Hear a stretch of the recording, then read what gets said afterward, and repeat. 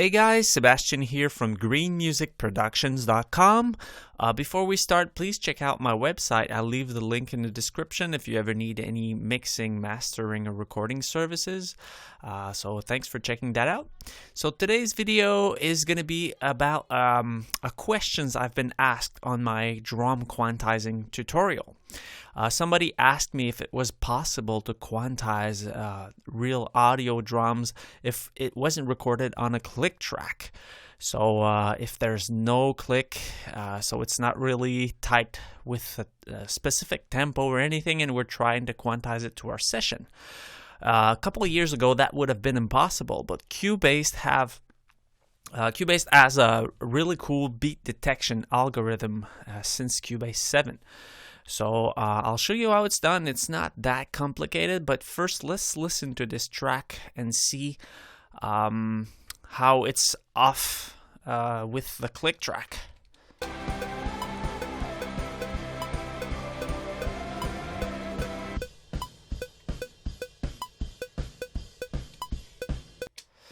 So as you can see, let's pretend there's only like drum tracks right here.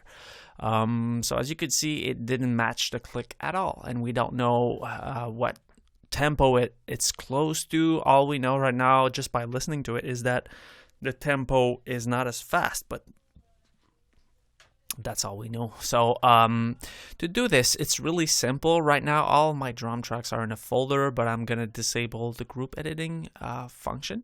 I'm just going to select one of my overhead tracks. Why an overhead track? It's simply because it contains all of the drum kits. So kick, snare, hi-hat, cymbals, everything is in there. So Cubase will analyze all of the drum performance to detect the tempo. So once you selected the overhead track, you can go under Project, Tempo Detection, and this simple box appears. You just have to click Analyze, and Cubase rendered a tempo track that will match the audio performance in the overhead track. So if it's half tempo or double tempo, you can always multiply it by 2 divided by 2. So you can do a couple of things here, but let's listen to it now and see if it's tight.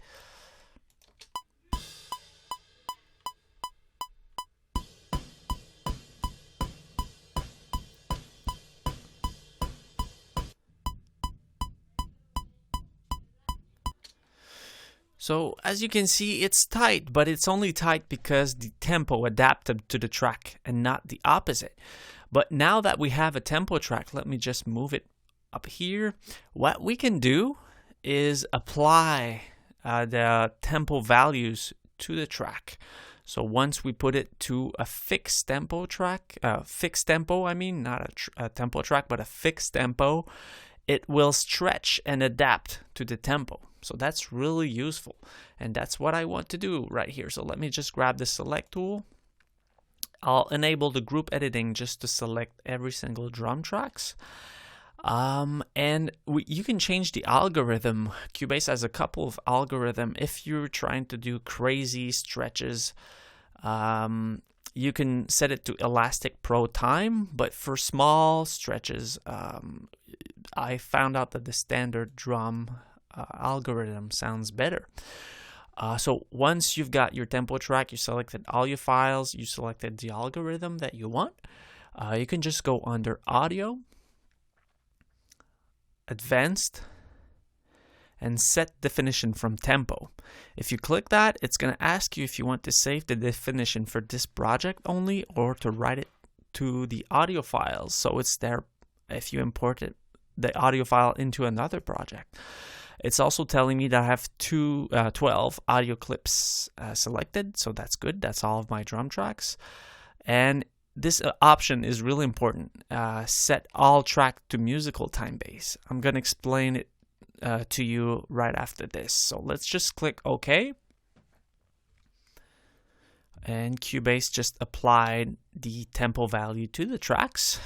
So if I open my pool window by pressing Ctrl P, you can see here all of the tracks that are in my session right now. And the one that have a little X like this one, like this one. These are my drum track. And the X is for the musical mode. So that was the little option that we clicked to put those tracks into musical mode. What that means is that if we put a fixed tempo and we change the tempo, Cubase will stretch those files to match the tempo. So if it wasn't in musical mode, it wouldn't stretch. So that's all good. So now if I disable the tempo track and put it to a fixed tempo right here, let's listen to it.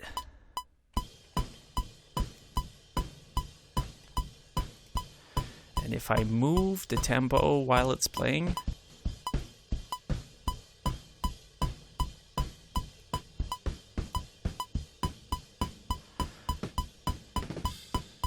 not only is the drum track tight now, but it will adapt to the tempo. It will stretch it and compress it according to the tempo. So that's really powerful, and it was really easy to do. Just a couple clicks and you'll get a drum that is not only tight with your tempo, but that will adapt. So that's it, guys. That was really simple. I hope you enjoyed it. Make sure to subscribe if you like those videos, and feel free to ask if you have any questions. Thank you, guys. See you next video.